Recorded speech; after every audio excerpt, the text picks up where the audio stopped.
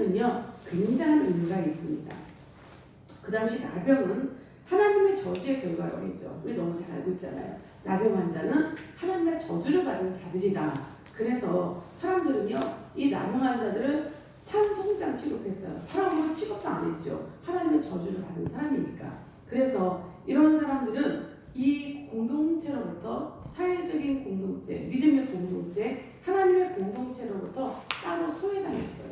격리되어 있어요. 그래서 같이 살지도 못하고 따로 진영 밖에서 그렇게 따로 이렇게 살게 되었는데 레위기 13장 46절에 보면 병 있는 날 동안은 늘 부정한 것이라 그가 부정한즉 혼자 살되 진영 밖에서 살지니라. 그러니까 이거 자체가 부정하기 때문에 사회적인 이 공동체 안에 들어올 수 없었다는 거예요. 그래서 그들은 격리되어 갖고 진영 밖에 보면 우리가 영어 같은 데 보면 그 동굴 속에서 붕대로 침체받고 그런 사람들끼리 모여 살잖아요. 그렇죠? 그러니까 이들이 공동체에서 격리되었기 때문에 그렇게 살았다라는 거예요. 자, 그런 점에서요. 이런 점에서 이 나병을 우리가 이제 보통 죄로 얼룩진 우리들의 모습이다라고 이렇게 많이 비유를 합니다. 왜냐하면 죄는 우리를 하나님으로부터 분리시키는 거거든요.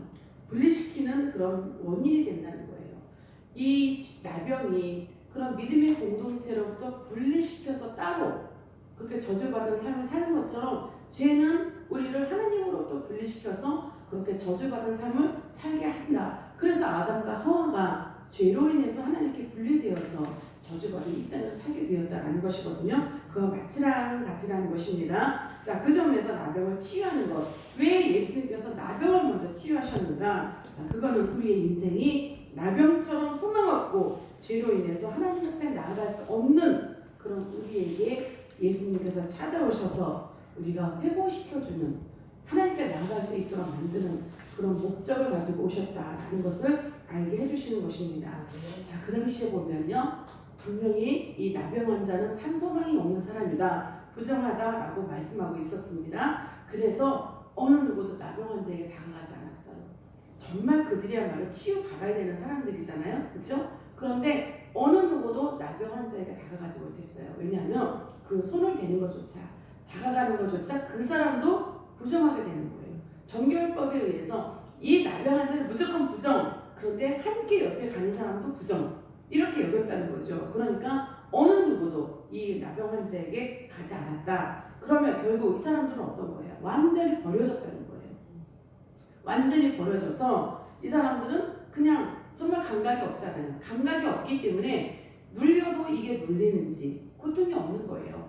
뭐 손가락이 하나 잘려져도 몰라요. 코가 문드러져도 몰라요. 귀가 문드러져도 몰라요. 그냥 그렇게 다 떨어져 나가도 결국 치료도 못 받고 그렇게 살다가 죽는 거예요. 외롭게. 이것이 나병 환자들의 삶이었습니다. 그런데 오늘 본문을 보면 이 나병 환자가 분명히 진영 밖에 격리되어서 동굴 속에 있어야 될 그 사람이 지금 예수님 앞에 나왔어요. 그렇죠? 예수님 앞에 나왔어요. 그것은 그가 격리의 원칙을 어기고 나왔다는 거예요. 이 정결법을 어기고 나왔다는 거예요. 그런데 이 상황을 사람들한테 들키면 어떻게 돼요? 돌팔매질을 당해서 죽을 수도 있는 거예요. 그렇죠? 그런데 이 사람은 그 모든 것을 감당하고 예수님께 나와서 간청을 합니다. 주여 원하시면 저를 깨끗하게 하실 수 있나이다. 이 말에서 정말 예수님은 내가 어떻게든지 예수님 앞에만 나오면 예수님은 나의 이 질병, 나의 이 나병, 저주받은 병, 죽을 수밖에 없는 이 병을 깨끗하게 고칠 수 있다고 확신했기 때문에 이 모든 것을 각오하고 나왔다는 것입니다. 그런데 이제 나왔을 때 과연 자기는 스스로 저주받은 사람이잖아요. 그래서 하나님 앞에 내가 이 치유의 은혜를 받을 수 있는가, 그거를 지금 고민하는 거예요. 그래서 원하기를 주여 원하시면 저를 깨끗하게 하실 수 있나이다, 이렇게 지금 고백하고 있는 것입니다. 그래서 이런 것에 대해서 예수님은 그 살아있는 믿음에 대해서 굉장히 크게 보셨습니다. 그래서 예수님께서 하신 그 다음 행동에 보면 뭐냐면 그 저주받고 부정한 나병 환자의 몸에 손을 대셨다는 거예요. 손을 대셨다. 즉 정결법을 어겼다 라는 것이죠. 자, 예수님이 그 나병 환자에게 손을 대는 순간에 사람들은 다 놀랐어요. 나병 환자도 놀랐고 제자들도 놀랬고 사람들도 놀랐어요. 왜냐? 정결법을 예수님이 하고 계신 거니까. 그런데요, 예수님은 모든 생명의 근원이시잖아요. 하나님이시니까.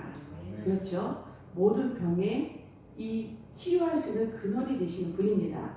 그러면 나병은 하나님의 저주받은 아주 더러운 질병인데 예수님께서 그 손을 대시면 그 더러운 질병이 예수님에게 옮겨올까요? 아니면 예수님의 능력으로 말미암아서 그 질병이 깨끗하게 될까요? 후자죠. 깨끗하게 되는 거죠. 질병이 예수님께 옮겨올 수 없습니다. 죄가 예수님께 옮겨올 수 없습니다.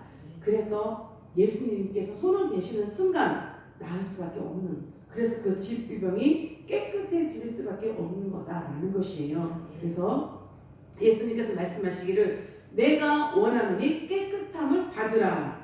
내가 원하노니 깨끗함을 받으라. 이렇게 말씀해 주셨습니다. 오늘도 예수님은 십자가 대속의 피로 우리 모든 사람들 더러운 죄가 깨끗하게 씻김받기를 원하십니다. 그래서 나병처럼 이렇게 깊은 영적인 그런 질병에 걸려서 우리 많은 사람들은 다 이렇게 영적 질병에 걸려 있어요. 육적으로 우리는 건강하다 하지만 이게 다가 아니거든요. 영적으로는 우리는 다 이런 질병에 걸려서 신음하는 사람들이 너무 많아요. 특별히 우리 현대 사람들은 우울증이 없는 사람이 없대잖아요. 그렇죠? 다 우울증 걸려 있어요. 다 이런 것들이 영적 질병이거든요. 눈으로 볼 땐 건강하나 그의 신령 가운데 그의 영혼 가운데는 죽음에 가까운 그런 무서운 질병 가운데 걸려 있다라는 것입니다. 그런데 예수님은 이런 모든 질병까지 치유하길 원하시고요. 죄사함 받길 원하시고요. 그리고 이런 모든 능력을 행하실 분은 오직 모든 신이 아니라 예수님. 그분뿐이라는 것입니다. 자, 예수님은 이렇게 나병처럼 소망 없는 그런 죄로 인해서 하나님 앞에 나올 수 없는 이런 모든 사람들을 치유하고 회복시켜 주시고 죄에서 해방시켜 주시기 위해서 이 땅에 오셨다. 이것이 오신 목적이라는 것입니다. 자, 이 나병 환자는 정상적인 인간관계와 공동체에서 소외당한 사람이라고 했습니다. 그렇죠? 그런데 그가 예수님께서 나온 이유는 아까 말씀드렸어요. 이분은 나의 모든 병, 저주받은 모든 것을 고쳐줄 수 있을 것이다. 즉 예수님에게 신적 능력을 받다는 거예요. 모든 사람들이 그곳에서 예수님을 받습니다. 그런데요, 이렇게 어떤 사람들은 그냥 저 사람이 뭐랄까? 구경꾼으로 따라다니는 사람이 있는가 하면 어떤 사람은 나병 환자와 같이 저분은 특별한 분이야. 신적인 능력이 있는 분이야. 이거를 깨닫는다는 거예요. 그럼 뭐의 차이일까요? 어떤 사람은 보고 어떤 사람은 못 본다는 거죠. 여기에 눈이 열려있는 사람은 봐요. 그러나 여기로 닫혀있는 사람은 못 봐요. 그냥 구경꾼에 불과한 거예요. 그럼 이 나병 환자는 봤다는 거잖아요. 어떻게 봤을까요? 뭐 때문에 봤을까요? 간절함이에요. 사모함이에요. 그렇기 때문에 그 자리에 나가면 내가 돌에 맞아 죽을 수도 있어요. 그런데 침노한 거예요. 그 하나님 나라를 침노한 거예요. 그 세계로 침노해서 나아갔어요. 그렇기 때문에 그는 이런 불가능한 것으로부터 치유받을 수 있었다는 것입니다. 그래서 우리가 이 새벽에 나아가야 될 것은 우리에게도 이런 사모함이 있는가? 이런 간절함이 있는가? 그리고 그런 사모함, 간절함이 있을 때 저분은 나의 문제를 해결해 주실 수 있는 분이야 라는 그런 신적인 능력이 나의 영화를 통해서 봤다면, 우리의 믿음의 고백이 있다면, 그렇죠? 그러면 우리는 돌에 맞아 죽을 각오를 하고 나아가야 된다. 그 예수님 앞에 나아가기까지는 험난한 거예요. 험난해요. 여러분, 주님 앞에 나가는 게 쉽지는 않습니다. 예, 산이 있고 강이 있고 강이 있습니다. 넘어가면 더 큰 산이 있고 넘어가면 더 큰 강이 기다리고 있어요. 그런데 빠져 죽을 각오하고 맞아 죽을 각오하고 우리가 침노하는 마음으로 예수님 앞에 나아가라라는 것입니다. 나아가면 문제가 해결되는 거예요. 나아가기 전까지가 문제인 거예요. 이렇게 돌에 맞아 죽을 각오, 그것이 곧 하나님의 나라를 침노하는 것입니다. 하나님의 나라는 침노해야 되는 거예요. 우리가 쉽게 갈 수 있는 길이 아니라는 것입니다. 이렇게 침노할 때 하나님은 그 능력으로 말미암아서 모든 우리의 필요와 우리의 간절함과 사모함과 이 모든 것을 해결해 주신다라는 거예요. 자, 그 다음에는 백부장이 하인을 고쳐주신 이야기가 나오고요. 또 그 다음은 베드로의 장모의 열병을 고쳐주신 그런 이유가 나옵니다. 백부장은요 이방인이에요. 그런데 여기에 보면 백부장의 하인이 지금 중풍병에 걸려서 죽게 되어 있거든요. 그래서 이가 예수님께 나와서 자기 하인의 질병을 고쳐달라고 얘기를 해요. 그런데 여기 보면 예수님께서 뭐라고 말씀하시는가 하면 내가 7절에 보면 이런 말씀이 있어요. 이르시되 내가 가서 고쳐주리라. 여기에는 이렇게 번역이 되어 있습니다. 그런데 원어를 보면 이것이 의문문으로도 볼 수 있는 거예요. 그래서 내가 가서 고쳐줘야 되겠느냐? 이렇게 볼 수 있는 거예요.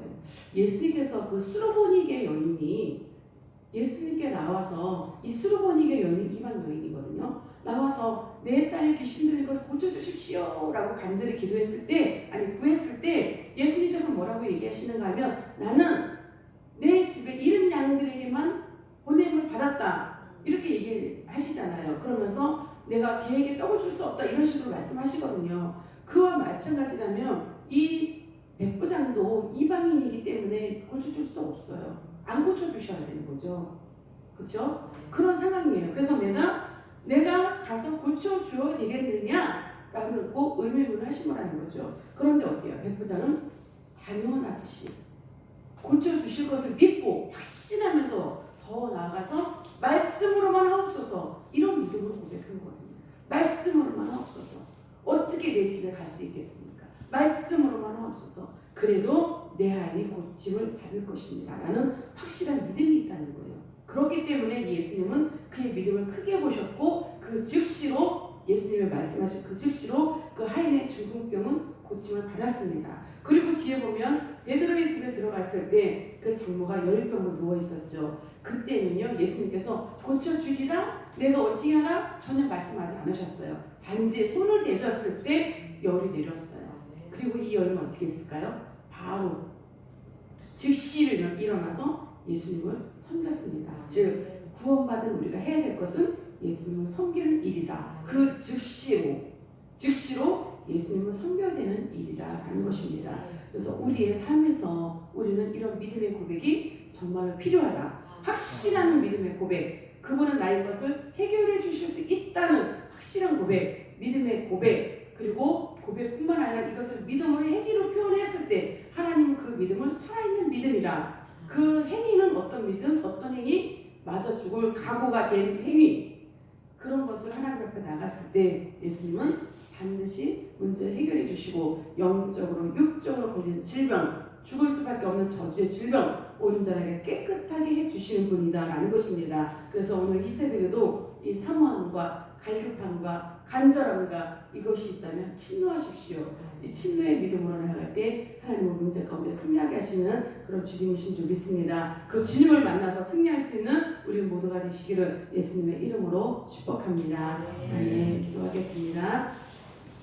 하나님 감사합니다. 우리의 연약함을 아시는 주님, 우리의 부족함을 아시는 주님, 우리가 죄로 더러워져 있어서 저주받아 죽을 수밖에 없는 것을 아시는 주님, 그래서 우리의 모든 것을 고쳐주시고 치유하여 주시었고 죄를 사해 주시기 위해서 이 땅에 오신 이 모든 것을 믿고 감사합니다. 우리의 삶을 송두리째 바꿔주셨고 죄로 인해 죽을 수밖에 없는 저희들을 살려주셔서 하나님의 나라에 갈 수 있도록 산 소망을 가지고 살아갈 수 있도록 하나님 인도하시는 주님 감사합니다. 이제 우리가 해야 될 것은 일어나 주님을 섬기는 일뿐입니다. 간절히 섬기는 것뿐입니다. 감사하며 섬기는 것이오니 하나님 우리의 모든 것을 내려놓게 하시고 오직 주님께 엎드려 무릎 꿇어 기도하며 간청하며 섬기는 삶 되게 하여 주시옵소서. 백부장의 그 믿음처럼 확신하는 믿음이 되게 하시고 맞아 죽을 각오 아버지 침노하는 우리의 믿음이 될 수 있도록 이 새벽에도 인도하여 주시옵소서. 그러므로 우리 모든 것의 문제 해결받는 우리의 신앙과 믿음이 될 수 있도록 하나님 인도하여 주시옵고 이 사순절 기간을 통하여서 이 모든 것들을 하나님 은혜를 체험할 수 있는